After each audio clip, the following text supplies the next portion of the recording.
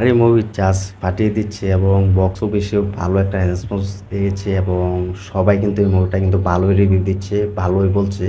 তো ভালোবাসা দিয়ে আসলে ভরিয়ে দিয়েছে এই আরে মুভি। তো আরে মুভি কিন্তু অলরেডি কিন্তু আগামীকাল রিলিজ হয়েছে, তো দর্শকরা কিন্তু ভালোই রিভিউ দিচ্ছে। দর্শকরা বলছে যে মা ছেলের ক্যারেক্টার হিসেবে এবং মা ছেলের অভিনয় সেরা হয়েছে। তো হাই ফ্রেন্ডস, আশা করি সবাই ভালো আছো। তো সাথে আছে আমি আরিফুল ইসলাম। তো আবারও নিয়ে হাজির হলাম তোমাদের মাঝে নতুন আপডেট নিয়ে। তো সবাই ভিডিওটি দেখবে। তো ফাইনাল কিন্তু 25শে এপ্রিল কিন্তু আরি মুভি রিলিজ হয়েছে। তো গতকাল কিন্তু শুক্রবার ছিল, তো সেই শুক্রবার উপলক্ষে কিন্তু এই ফ্যামিলি ড্রামা মুভি রিলিজ দেয় এই ইয়াস দাশগুপ্ত এবং নুসরাত জাহান, তো মৌসুমী চ্যাটার্জি ম্যামের।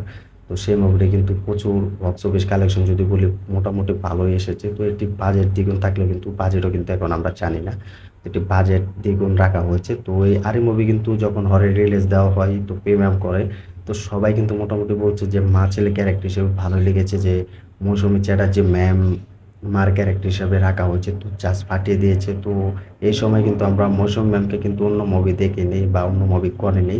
তো এটা প্রথম মুভি বলতে পারো, তাও আবার ইয়াস দাশগুপ্তর সাথে জাস্ট মানিয়ে নিয়েছে এবং মোটামুটি ভালোই লেগেছে অনেকদিন পর। তো সেখানে কিন্তু কোয়েল মল্লিকও কিন্তু উপস্থাপন ছিলেন, তিনি কিন্তু এই মুভিটা কিন্তু প্রথম দেখেছেন। তিনি কিন্তু বলেছেন যে এরকম মুভি মৌসুমী চ্যাটার্জি ম্যামকে আমরা নাটের গরুতে দেখেছি এবং পর থেকে কিন্তু আর কোনো মুভিতে দেখতে পাইনি বা এরকম করেনি। তো এই মুভিটা আমি দেখেছি, প্রথমে রিলিজ হয়েছে। তো মুভিটা দুর্দান্ত কামব্যাক করেছে এবং মুভিটা ভালোই লেগেছে, তিনি কিন্তু এটা বলেছেন। তো কোয়েল মল্লিকও কিন্তু এই মুভিটা দেখতে এসেছেন এবং তিনি কিন্তু বলেছেন যে দর্শকদের যে কথা বলছে দর্শকরাও দেখেছে, তো হলে দেখেছি আমরা একটা নতুন অনুভূতি, যে একটি কেঁদে দেওয়ার মতো কিছু কিছু টুইস্ট রাখা হয়েছে এই আরে মুভিতে। তোমাদেরকে কিন্তু শুরু থেকে আগে বলেছি যে আরে মুভি থেকে কিন্তু কিছু টুইস্ট রাখা হয়েছে দেখার মতো। তো এটা কিন্তু কোয়েল মল্লিকও বলেছেন যে একটি কেঁদে দেওয়ার মতো ব্যাপার স্যাপার আছে এই আরে মুভিতে। তো আরে মুভিতে কিন্তু মৌসুমী চ্যাটার্জি ম্যাম কিন্তু মার ক্যারেক্টার হিসাবে কিন্তু জাস্ট ফাটিয়ে দিয়েছে, তার অভিনয় সেরাটা হয়েছে। তিনি এতদিন পর কামব্যাক করছে, দর্শকরা বলছে। তো কেউ আর বাজে কথা বলছেন, তো সবাই ভালো রিভিউ দিচ্ছে, ভালোই দিক দিকে যাচ্ছে। তো এখন যদি কথা বলি যে এয়াস দাশগুপ্ত, তো তিনি কিন্তু যে ছেলে ক্যারেক্টার হিসাবে করেছে তিনি কিন্তু ফাটিয়ে দিয়েছেন এবং সব অনুযায়ী কিন্তু ভালো লেগেছে, দুর্দান্ত কিন্তু কামব্যাক করেছে এই ইয়াস দাশগুপ্ত, সেটা নিঃসন্দেহে বলতে পারি। কারণ তিনি যে কেঁদে কেঁদে তার মাকে খুঁজে বেড়ায় এবং সে ব্যাপারে কিন্তু কিছু টুইস্ট এবং তার সাথে হাতাহাতি হয় এবং তার সাথে একটা ভিলেনের সাথে কিন্তু একটা ঝগড়া হয়, একের পর এক কিন্তু পুরো গ্যাংয়ের পরে ঢুকে পড়ে এবং একের পর এক কিন্তু সেখানে কিন্তু হাতাহাতি হয়ে কিন্তু একটা মারামারি কিন্তু ফাইটের বাইসখান দেখানো হয়, জাস্ট ফাটিয়ে দেওয়া হচ্ছে। এটা কিন্তু দর্শকরা বলছে যে ইয়াজাজ গুপ্ত দেখাতে পারে এবং দেবের পরের সুপারস্টার হিসেবে আমরা ইয়াজাজ গুপ্তকেও চিনতে পারি। এবং ইয়াজাজ গুপ্ত যেভাবে তিনি কামব্যাক করেছেন, যেভাবে তার পারফরমেন্স দেখানো উচিত সেটা তিনি দেখিয়েছেন। তো এটা কিন্তু আমার মুখের কথা না, এটা দর্শকরা বলছে। দর্শকরা কিন্তু হলে গিয়েও দেখতে পেয়েছে যে মুভিটা অসাধারণ লেগেছে, যে মা ছেলের অভিনয়টা সেরাটা দিয়েছে। তো এরকম বাংলা ইন্ডাস্ট্রিতে এরকম মুভি করা উচিত।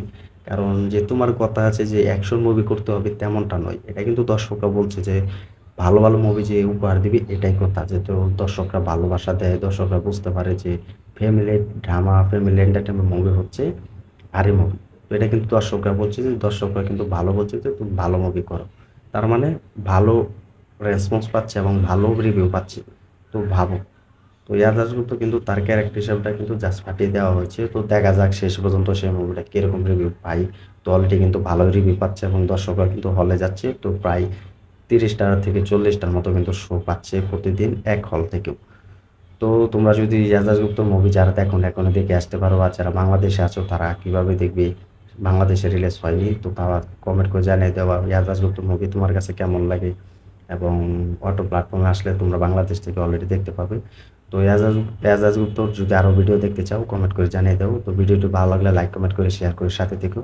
আমাদের ইউটিউব চ্যানেল নতুন হয়ে থাকলে চ্যানেলটি সাবস্ক্রাইব করে দিও। দেখা হবে নতুন ভিডিও নিয়ে, নতুন আপডেট নিয়ে। ধন্যবাদ সবাইকে তোমার সাথে থাকার জন্য।